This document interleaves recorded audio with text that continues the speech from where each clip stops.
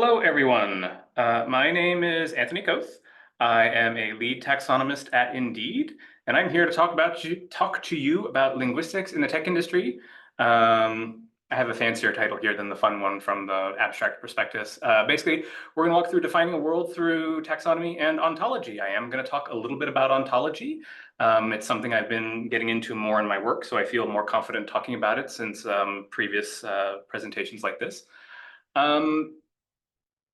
There is an exercise. You'll be put into breakout rooms. I'm not sure how much of this has been put in the kind of plan, if you will. So we're going to do about 20 minutes of talking, 20, 30 minutes of exercise, and then 20, 30 minutes of kind of guiding back together talking. I think that gets us up to the 75-minute mark. Please, if you have questions, drop them in the chat, or if you want to just speak them out loud, that's great as well. Because if you have the question, that means someone else might have the question, and I'd rather make sure we get all the information in your hands as we go along.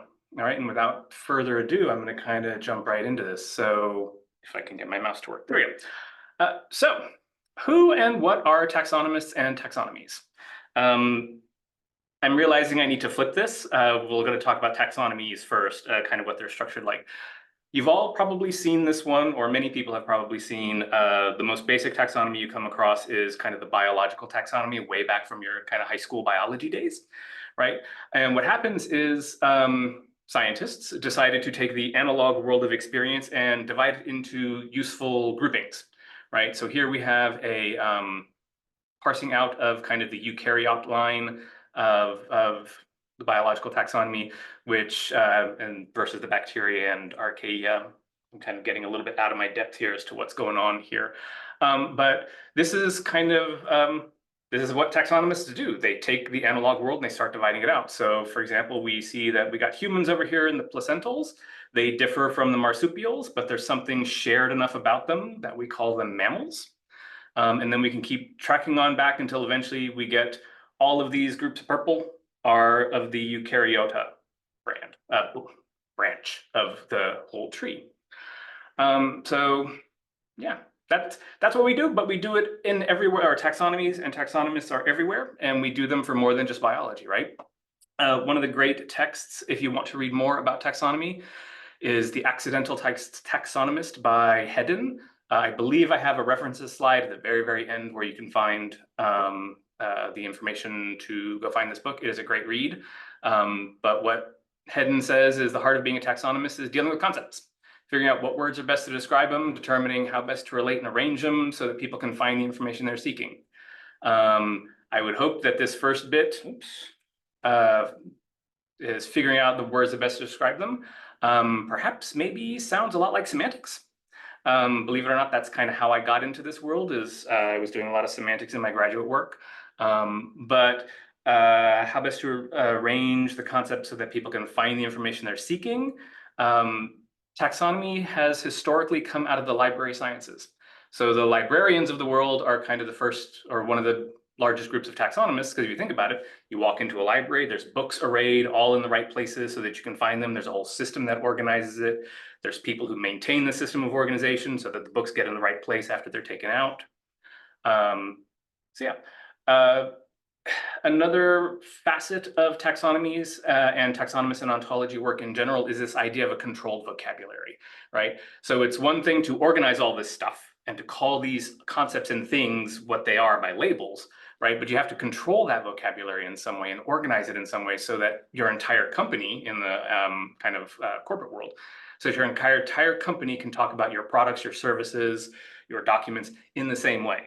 That way, for example, we're going to start using Amazon examples in a minute, but to make sure that all of Amazon, when they talk about a bed or a car or car parts or whatever kind of taxonomy system they use, someone has to control what terms to call things so that some people don't call product X one thing and then product Y that's similar something else, or that two people don't call the same product something different, right? There are some terms that I will be using throughout. Why can't I see this?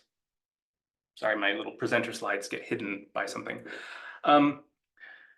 Structurally, a taxonomy has these things called nodes, right? So a node is anything that you give a label to or a name to. So for example, here is what we would call a terminal node. It's at the end of the branch, and this is the Vibrio bacteria. I'm just using that as an example. It's not really important. But each of these ends of the line are called terminal nodes. There are also things called intermediary nodes. These are the ones kind of in the center where you start seeing a branching out. So here we have the animals node. It's probably a node here, I think. I'm, again, not sure what's going on. But from this animal, we start seeing branches into the cnidarians, the bilaterals, the mollusks, etc. So it's where two branches kind of join is an intermediary node.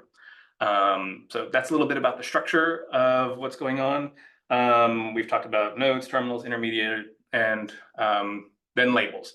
These terms will be very useful when we get to the exercise because you will be kind of organizing your own little taxonomy, creating nodes and labels, maybe some definitions. So keep in mind some of this terminology. If you can, it's on the instructions. If not, don't worry. Because I work at Indeed, let's talk about some job titles, right? So if people are very interested in getting into this job, the kind of jobs you're going to see are going to be catalogers, content creators, content managers, knowledge architects, knowledge managers, so on and so forth, right? So what I've also done there is given you a node called Taxonomists, and I've given you various labels that can be used to refer to that node. So we're already taxonomizing even in this presentation. Pretty cool, huh? What's the problem being solved? Why do we need taxonomies? Why do we need taxonomists? Why does the computer or the tech industry seem to be rife with jobs for taxonomy and taxonomists and ontologists? Well, if you find what you're looking for, thank a taxonomist, right? Because we can help bring order to the chaos. So for example, on Indeed, over time, there's usually several million job documents, right? Job descriptions from all over the world, millions and millions and millions of them every day, right? That's a lot. How do you start organizing those into useful buckets and bins so that your engineers or your, thank you, Alex, in the chat, it lets you find, so that you can find the documents you need, you can't just look at those billions of documents. You have to start putting those needles into appropriately sized haystacks, right? So what does this all look like? Our analog world is basically unstructured data, right? We look around, we see trees, we see plants, we see all this. We call those things different words because we need to, but in the digital realm, right, there's nothing that tells the computer, hey, this is a tree, this is a bush, this is a plant, this is a, whatever. As you get more abstract to things like job descriptions, right? This is a cashier, this is a nurse, this is a, undersea construction welder, right? Something has to tell the computer how to do this. So first, let's look at Amazon, right? And we can kind of see what's going on. I prefer not to use Indeed. That way I don't accidentally let things slip that I shouldn't be. So I will often be referring to kind of corporate e-commerce sites versus Indeed. I hope you don't mind, but that's kind of one of the joys of working in a corporate environment. You got to kind of help keep some of that stuff under wraps. If we go to Amazon or most any retail website, right, you have a search bar, you can do a search. So for example, here, I have probably typed in taxonomist at least to get something because Amazon won't let you hit a blank query, and for good reason, because it is going to try and return hundreds of thousands of documents, and that causes a lot of computer computational power to be expended. But this is basically just, it's a list of stuff, right? It's just information. We've got book titles, we've got some kind of numbers here, we got things telling us, that we can get free shipping, we got types of formats. So all of this information exists, right? It's unstructured in kind of the real world, if you will, or this is the raw data information. But what happens is you start kind of adding in this analytical data, right? So we can start saying, okay, there's this thing called Kindle, hardcover, and digital. Someone has taxonomized them or called them in some way other formats. Right? Money is kind of self-explanatory, but we need to use the right symbol. We can give some indications of what a previous price was versus another price. That's a little bit more user interface, user design kind of decisions. Someone has decided that, you have to lay out this information with the title on top, the author next, some of these reviews, so on and so forth. Right? So this analytical data is to me, I'm kind of walking through my process of understanding data. You got the raw data, then you start putting some kind of analysis on top of it, some kind of categorizations of whatever. We know we need to talk about formats. We know we need to talk about whether or not this feature is, this feature that's called Amazon Prime is available or not. But even still, we've got this idea of like departments. So this is kind of more that library side of things. Okay, these are books, so we know that they're books. They could be biology, they could be business management and leadership. That's interesting. I'm wondering if that's maybe Bloom's taxonomy. Anyway, you gotta love that. Other things where you can see other types of taxonomies is up here. Amazon has decided, hey, we have these, what I would call top levels or major groupings. Like they know that people will often want to search by Audible books versus appliances versus clothing for women, right? So these big categories are kind of almost your kingdoms from the biological taxonomy. And then under there, you would start branching out into smaller and smaller, branch down from clothing. Actually, this is a great example here. The clothing, shoes, and jewelry, right, is big group. And then we have, these are so important. These pieces right here are so important, so specific that they actually merit being included on some kind of navigation like this, where you immediately can go, instead of just looking at all the clothing, you go, okay, I need to look at the men specifically, or the women, or the girls, or the boys, right? So even here, you start seeing that beginning of that nested hierarchy, right, of navigation to get people to that right product quickly, all right? Now, the next thing is all of this is computational data. It's kind of easy sometimes to forget that all of this is being stored as zeros and ones in databases and on hard disks, etc. So one thing that has really helped my career expand, I feel, is that I've paid attention to that aspect. I've learned how to use various skills like Excel spreadsheets, database, SQL, Presto Athena. There's various tools we have to access data and then be able to present it as information for managers and higher ups to consume and to create narratives out of, right? So it all starts as kind of raw information. We start organizing it into buckets and bins. We start putting analytical labels on it. And then as long as we're cognizant of at the back end, it's also stored in a computer. That's kind of the two sides of the coin to help you create the data, find the data, bring the data together to create useful insights, either for users so that they can go, oh, hey, I need women's clothes versus girls' clothes, or for the bosses who sign the paychecks, how to make sure your website continues making more and more money so that they keep giving you more and more money by keeping you hired, right? Right. Cool. So I've been talking a lot about concepts or nodes, right? So now we're going to dig into kind of like, that's as much theory as I'm going to get into. If you really want more, there's plenty of resources, plenty of books. I believe Hedden also has a accidental taxonomist blog that is still being written, I believe. So please, by all means, check out all of that work. But all of this is to talk about concepts, right? Well, what's a concept? It's a thing in the world, right? It could be a book, it could be a car, it could be the color red, it could be some kind of other feature. But generally speaking, there do tend to be two major distinctions. Actual things, a bed, a brick, a hammer, but then also properties or qualities that are often called facets, right? So red, blue, that kind of thing. And it might make sense. We're going to walk through an example, and please do feel free to chime in on this because I don't like talking all by myself. Would anyone like to tell me what is the focal object in this image?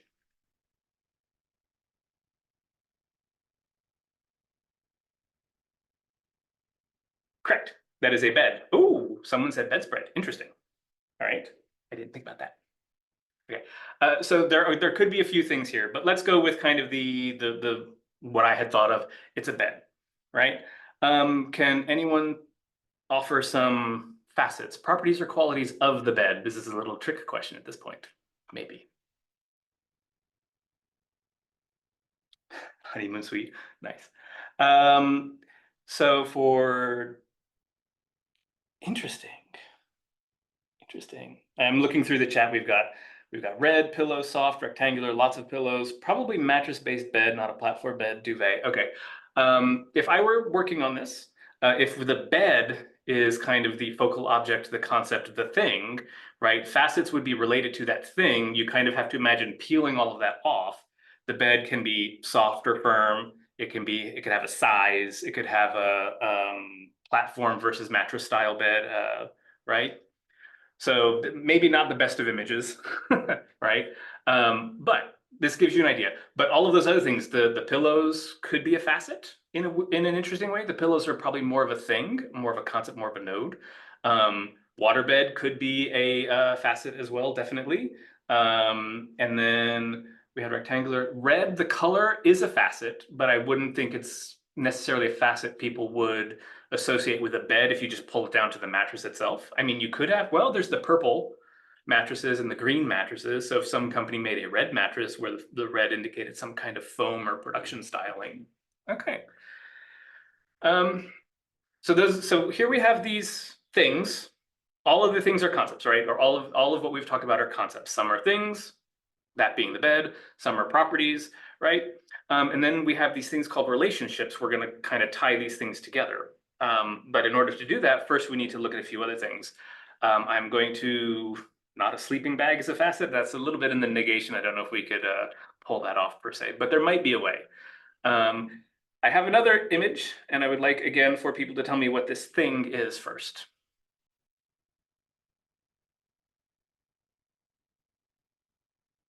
Hopefully it's kind of understandable. Aha, seeing a pet bed. All right. Dog bed. Okay, cool. So we as human beings, or we and as speakers of English, let's also give that caveat. We call these things the same thing, right? These are both beds. We know them to be beds. But we also can bring a lot of information to bear that these are not the same type of bed, right? So what are some facets that you could see in comparing these two now, right? Are there any interesting facets you could pull together, properties or qualities that would help you delineate which type of bed these are? Raised sides has a dog bed, okay. It's interesting. Size, yeah, definitely. Human versus animal, I like that one. All right, cool. And now I have one more. It's perhaps debatable. Actually, yes, Emily, that is debatable, and we will get to that. Good point. What about this one? Last one. Ooh, price, I like that.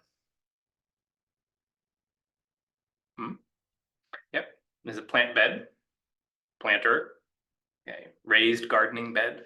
So see, notice how as you get to more specific or more functionally specific types of items, you start getting those modifiers, right?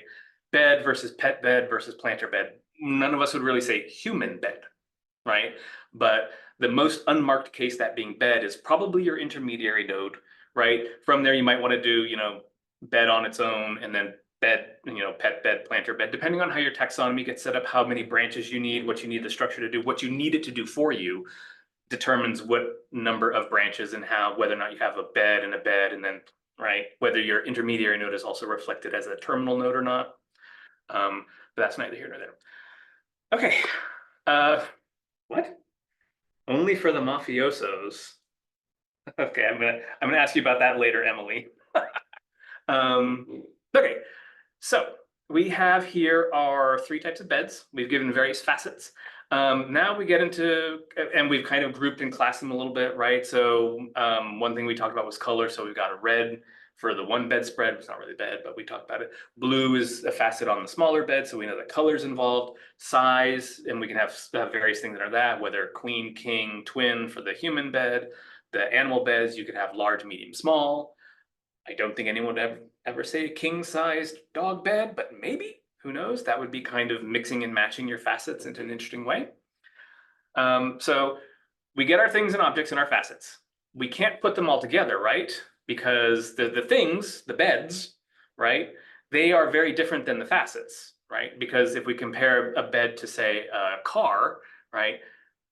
Those two things make sense together, right? They're both, physical objects that can be purchased off a website. You can't buy red, right? You can't buy all the red in the world. You can't buy all the blue in the world. So facets tend to be off on this other area of a taxonomy because they tend to cross-cut all of your things, all of your things. Let's call them things, right? A bed can be red. A car can be red. A brick can be red. They can also be blue, right? But red can't be a car, red can't be a bed, red can't be a brick. So what do? We've got these classes, we've got these properties, right? We got our properties, we've got our things. How do we get them to talk together? Well, that's where these relationships come in, and that's where we start entering into the world of ontology. An ontology is a description of data structures, of classes, properties, relationships in a given domain of knowledge, and is meant to serve as a basis for instances of knowledge graphs. That's kind of a technical term, ensuring the data consistency and understanding of the data model. all this is being said is ontology is the spider web that holds together all of your different taxonomies, right? So you have your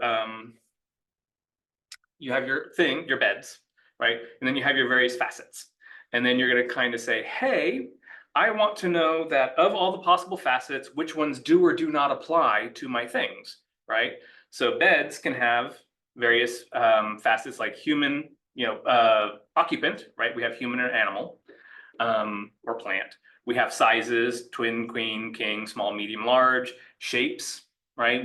Most beds are rectangular, that some dog beds are oval shaped. You do have some human beds that are heart shaped, right? So that's where we get these things called relationships that hold. This is kind of the ontology here, is this triple: bed, allow occupants, human or animal, right? So that this is kind of that debatable point that Emily brought up, like the standard bed can have humans and animals, right? That's great. If we tweak the relationship to have a certain strength such that it only allows certain occupants, that's where we can get an animal bed or a plant bed. Does that make sense? Some nods or some thumbs up. Okay. Hopefully. So one key thing about ontology is to start giving strengths or restrictions, right? So we have allows occupants any, allows occupants specific. This is why I have this only has shape, right? Because this could be a one or the other, where most beds, both human and animal and planter, can have the shape rectangle or oval.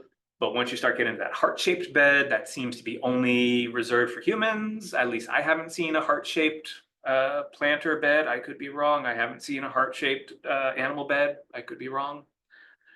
So yeah, that's basically taxonomy and ontology in a nutshell, in terms of like the theory. So now let's get to that controlled vocabulary part. How do we get everyone on board with these, right?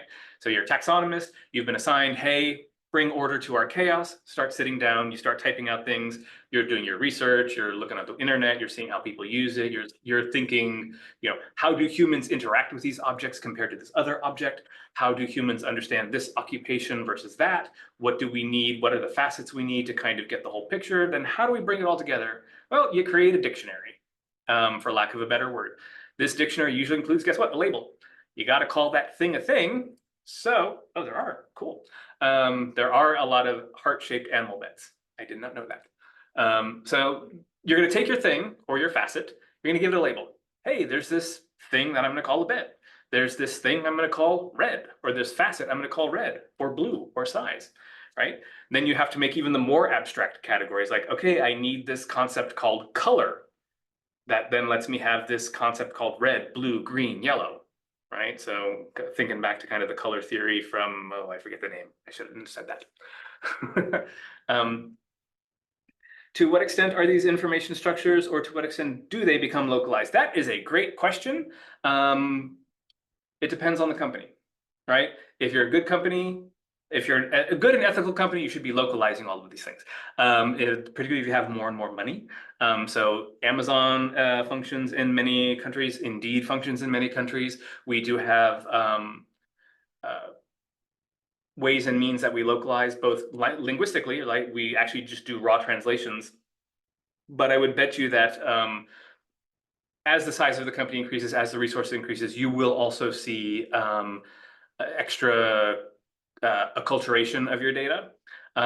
So I will say, in Indeed, we do take into account kind of how the different socioeconomic structures in various countries are that help inform how we create our taxonomies. We don't just assume one size fits all. With retail, it feels like that's probably less the case, but I don't know. I can't really speak to that, but usually localization is a big part of taxonomy creation. Lovely question. I love that. So yes, so as you can see, like linguistics or second language issues can come involved here. Even just, how do you translate the label from one language to another? That way, if you're on the French site of Amazon, you see those top level markers in your familiar language, right? You don't want to see clothing in France if you don't speak English. But then there's also as you get down from the label into like the definitions and kind of why you're structuring the hierarchy, then you start having a lot of like cultural, I don't want to say interference, but cultural discussions in the data happening, right? You kind of have to see how the pieces all fit together. So yeah, so you got your things, you create your labels. Sometimes you need a type. Is it a facet? Is it a thing? Is it, if it is a facet, is it a specific type of facet versus others? Is the thing a different type of thing than others? Usually you'll want some kind of definition, like why this thing is the way it is. You would think that just calling it a bed, everyone would understand, but that's not necessarily the case. As you get into more abstract concepts, definitely, different languages might do things differently, different cultures, even different cultures with the same language might do things differently. We have had a few fun instances where something is called and defined as one thing in, for example, UK English, Great Britain English, no, UK English, or Australian English versus US English. And then not just spelling, we're talking like, the scope of their responsibilities and abilities and requirements. Sometimes you'll add notes, right? If this particular concept you've created has slight variations that you want to make sure that this is this type versus that type over there. So you could have a scope note if you needed to, like, hey, for animal beds, go see for beds for animals, go see animal beds. Alternative labels, these are things like a bed can also be called a rack, and on subs and boats in particular, or a hammock, but that's a slightly different type of bed, right? And then when you get into kind of the ontological things, depending on how your system is set up, there's usually some kind of source domain of knowledge or source domain and a target or a destination, and then the relationship goes from the source to the destination. And you might even have weights like that only versus all versus, it could be numeric, like strength of attachment. So you'd want all of this information kind of described and stored in some kind of centralized repository so that the whole company can look at it so that you all speak the same language, right? So you want your front-end engineers who are building this site out to help people buy the right products. They need to know how to use this information to talk to the people on the back end who are storing all this stuff in the databases, right? Cool. All right, so where does the linguist come in? Hopefully you have kind of teased out a few places as I've gone through this. But basically, we start with the unstructured information, the messy data. I mean, you've kind of seen thought clouds like this. This is literally this. Imagine someone hands you a pile of words, right? Or a pile of documents that use lots of words and lots of categories and lots of semantics. How do you start organizing all of these documents into bins? Why we're good at this is because all language use is structured into webs of context and meaning making, right? We're all about the sociocultural meaning of language and how people use language to do things, to whether that language be to sell an item on a website or to find a job on a website, right? And it takes socio-culturally aware human beings to understand all this stuff that's going on, right? So we are good at pulling apart. We have the tools and the mechanisms to start pulling apart not only the data in front of us, but the data in the rest of the world to help kind of make those decisions to organize these things in a way that is most effective, most meaningfully made between the source of the information, that being the employer or the retailer, and the target of that information, that being the job seeker or the purchaser, and all of those steps in between, right? You have between the document from the seller all the way through the buyer. You've got so many engineers and so many other layers that have to kind of think about this stuff in the same way to get it from point A to point B in an effective and seamless way. Yeah, I think I just said that, right? Multiple co-occurring systemic levels, the rules, right? We're all about pulling apart all that stuff into all the little bits and kind of tracking it from one step to the next to see how we go from a single word or sound all the way up to this very long presentation of phonemes that I have strung together, right? Does this work require technical skills? Sometimes. There will often, yes. Insofar as just by the root of technical, you'll probably need to use a computer, a word processing document, probably some spreadsheets. The more complicated things get, you might have to start doing some very basic data cleaning, data analysis skills.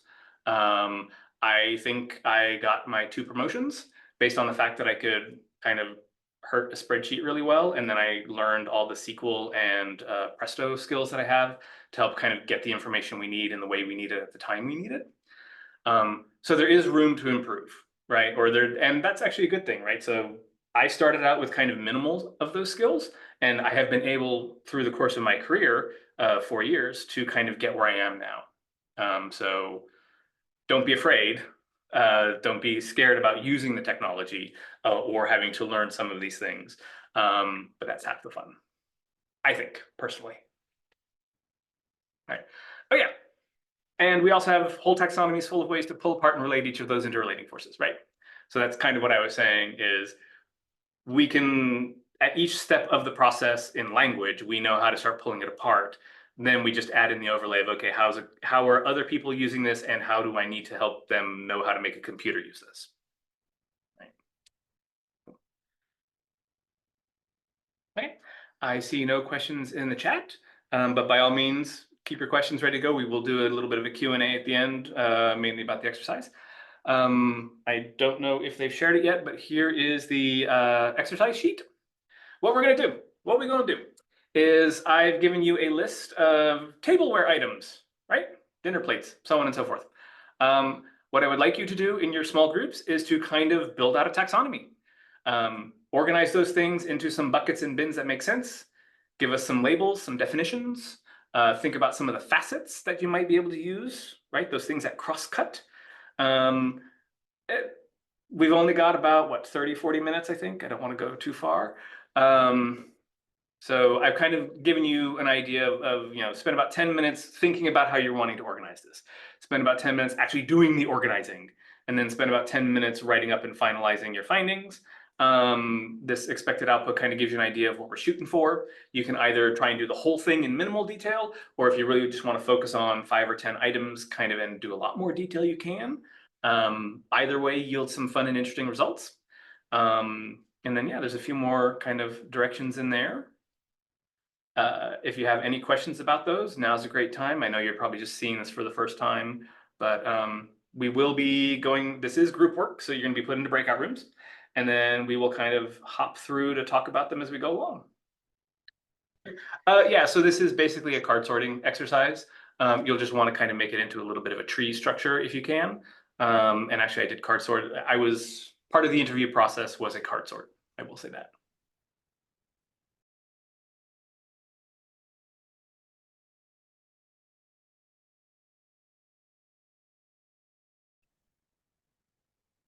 Okay. All right. Welcome back, everyone. Quick reactions if you can. Thumbs up, thumbs down. Was it fun? Awesome. Awesome. Yeah. So welcome to taxonomy. This is, if you get into a taxonomy position, believe it or not, you can do these things every day. I was just kind of commenting with some of the people who came back in early. Even in my department, we sometimes pull up exercises like this of random things to taxonomize. I think we did tattoos one time, and emojis is a fun one that gets done often. There was someone who had an existential crisis. I would like to hear more about that. I don't know if we can share everyone's, right? We've got about 10 minutes of official time. There were 8 groups. Or links. Yeah, if you want to drop a link to your doc into the chat, perhaps they can get shared around to the whole group. But I do want to make some time. If 1 or 2 groups want to kind of jump in and say what you did, why you did it, how you did it, maybe take 2-3 minutes just so that we can all see different ideas of how that happened. I was able to say to most people, there's no such thing as a right answer. So whatever you have come up with is a very interesting, unusual way. Maybe a very interesting, unusual way, but it has validity, right? It all depends on your use case. So yeah, what do we got? Brendan, share ours. Share the Texas Tech Georgetown one. Or Chris. I'll jump in. Our group, if you wanna glance at it, it was a Georgetown Texas Tech group of the members that were there, and kind of broke things down into I guess we were struggling with what we call nodes, but at least for what we call the biggest categories, we had hollowware, flatware, and table settings. And then within hollowware, we had everything that was communal or individual in terms of like different types of glasses. How's and it keep up communal? That is a great question. And Yeah. any We were cutting and pasting. We have errors in there, but a teacup Okay. is individual. Okay, all right, it's fine. Cool. I guess we're going to go with that. Yeah, that might mean to go down to the individual group, but that's a very good question. And then for flat layer, we had plates, utensils, and communal in that. And then table settings. And I think one thing that came up in this as we were going back and forth, obviously there's some things that we had to look up that we didn't know what they were. But one thing that I think is interesting, and it came up because we were thinking about the example that you gave earlier of that as objective as we're trying to be, there's definitely some ideology that comes into this, right? You're inherently classifying things, and maybe we might not have the same classifications. And then when you start to get into maybe some like differences in social categories, right, of like clothing brands, whatever that might be, and so I hadn't really thought of that before, and I was thinking of all the websites I've been to. So this was a really cool activity. Thank you.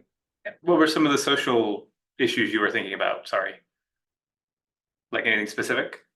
Yeah, well, right, when we just let's just throw when you're on a website and when gender is broken down in a particular way of what clothing, right, something to that extent. Okay, cool. I thought in specifically to the tableware, which would Oh, have been sorry. awesome if there was some social. Yeah. But there could be, right? I didn't, for example, I made this list and I'm realizing I didn't put things like chopsticks or some of the other kind of dishware you might see in non-Western kind of cuisine, like a wok, or I can't even think of any off the top of my head. Closest I got is the Potbelly Stein, kind of a Germanic thing maybe, or kind of more of a middle-age kind of cup, I guess, way back in the day. Awesome. All right, we did an alcohol versus non-alcoholic divide for cups. I love that. What else we had? So the communal individual split is interesting. The hollowware versus flatware. Yeah. Anyone else want to kind of jump in with theirs? Did anyone do something different compared to this? I know one group was talking about special event versus everyday. Did you all continue that line of thought? And if so, would you mind presenting it? Again, there's no wrong answer. It's just I happened to see that one and I was intrigued just to see what you have come up with. After we categorize everything else, we decided not to do it that way. Okay. Okay, no worries. Well then, what did you come up with? Or I guess if you heard our discussion here, or if you saw theirs, did you do anything slightly differently, perhaps? We had decorative Okay. items. All right. What were some of the Included things in your decorative item, for example? Candlesticks, runners, placemats, etc. Okay. Okay. They call those table And- settings. You call them decorative. That's awesome. Table settings. Yeah. Okay. Right. So as you can see, this is a great example where two groups working on this kind of came up with a similar category, but decided on a different naming convention, right? So, and even the difference between like table settings in my mind is kind of like, okay, it would be more the individual person, whereas decorative, I'm starting to see, okay, more toward the center of the table. That would be where your candlesticks, your vases, your flower settings would be. Whereas table setting to me is like, okay, you've got your placemat, your napkin, your charger plate, perhaps something, the napkin in the napkin ring, something more decorative. So again, an individual communal, even at the kind of intermediary node, right? So that's really cool. Awesome. One time when a group did this was really interesting. They actually categorized by shape. And I found that for a half second, I was caught off guard by that. But then I was like, okay, hold on, no, wait, that makes sense. Because a shipping company, right? Or even Amazon in the warehouse, they might need to know, okay, these are the large flat objects. They will need some kind of thing over here. These are the multi-pack items that might need to be over here, right? So yeah. Oh gosh, there's all sorts of conversation happening. Protective plates. Okay, like chargers and protective plates. Awesome. Sorry, I'm reading the chat too. All right. Okay, so we've got about 4 minutes left. At the end of your slides, I've been building this out for various purposes. If you go to the end of the slides, it can kind of say, hey, here's the type of courses you're taking. Look at the stuff you're already doing that'll get you into a taxonomy career, right? So semantics, what are you learning there that can help you get into taxonomy, computational linguistics, and so on. So there's a lot of that broken down. And then also some of the questions about technical skills, right? Here's kind of a discussion about some of those that you might want to learn. And other things. So we got the references. There's also like how to change your resume from a grad student or academic into more of a business one, right? So some kind of discourse translation, if you will. So lots of good stuff in here as additional resources. Hopefully you'll find them useful as you go forward into your next career objectives, perhaps. Yes, Kristen, if I hope, oh, maybe not. Yes. Okay. If I may, first of all, this is so much fun and interesting. And I think this conversation has provided some interesting use cases in the real world. I'm just curious beyond some of the specific industries or companies you mentioned, in the spirit of kind of expanding the imagination of the possible careers or worlds in which one could do this work. Are there others that come to mind for you or that you've encountered? So Amazon, Facebook, Google, my company, all of your big tech companies are going to have that. There are taxonomy consulting firms that I've heard about. Those are going to be kind of your more, I don't want to call them mom and pop, but from the sound of it, what they do is they contract with, small website needs a quick taxonomy. They bring in a consulting group to build it out for them. And then once they're up and self-sufficient, they can take over. I've had colleagues go to PayPal, MasterCard. So the financial services industry is doing a lot of things there. One person wound up at a educational, like a online, I forget what it's called, online skills learning system. So what are they even called? There was one in my brain that just went away, but they offer a series of courses. They needed someone to kind of like, what skills do you get out of this course? How can you then describe, like building up packages of take this skill from beginning to end, or training sequences. So yeah, government work, there's probably, I've seen some people with a little bit of government work going on. Yeah. Good, thank you. Publishing companies, I'm looking in the chats. Okay, is the goal usually to get the data into a relational database format or structure? Yes, relational databases, that's because how computers think, but also the kind of newer technologies called knowledge graphs, which are multi-dimensional databases. So you can actually have, instead of like one-to-one, you start having triples and quads and stuff, and then basically you get a whole multi-dimensional network of how all of your data interacts together. Neo4j, Cypher, I might have put those in there. Those are some of the tools that I've heard of and that we're kind of leveraging in our company to do that. Government organization like national labs, yeah. Hospitals, tumor registrars, a friend is doing that, and I'm betting you there's some taxonomy going on there. Granted, she is doing that as a registrar herself, like categorizing these tumors into the right kind of methods, but there's probably someone who's defining those, right? Who does or helps do the localization part? It is called localization or translation, depending on where you're at. There are firms that do that.